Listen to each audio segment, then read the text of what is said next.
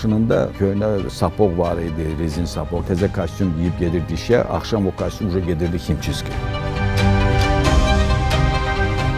Dedim ki, Bəxtiyar Məmmədoviç, ya Pirşağıya elektriska çəkdir, ya da mənə ev vergini. Dedi, elektriska çəkdirə bilmərəm, amma sənə ev verərəm.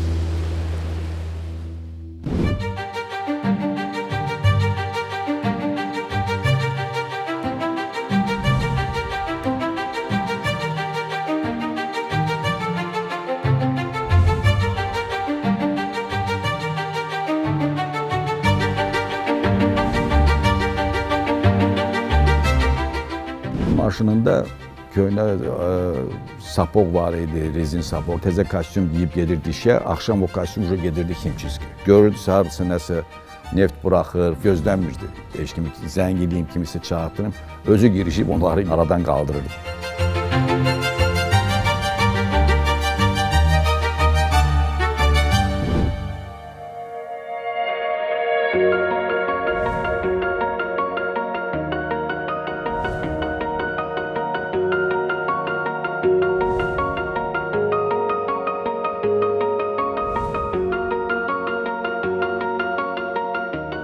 Babamın kabinetinə bir dənə qadın çıxıb, ağlayırdı. O üçün Camal ona sonra, ay balam, niyə ağlayırsan, ay xala, niyə ağlayırsan?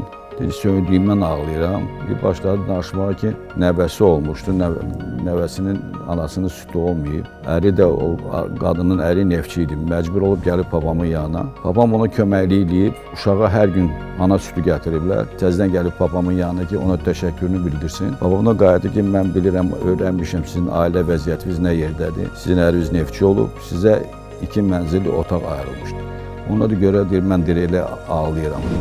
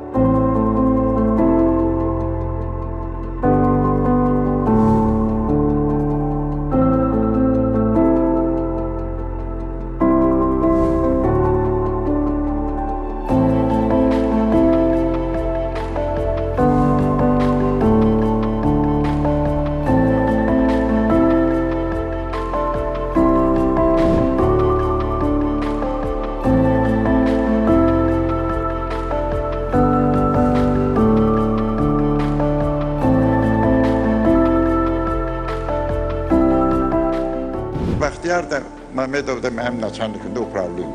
Buna bir dənə ərizə yazdım.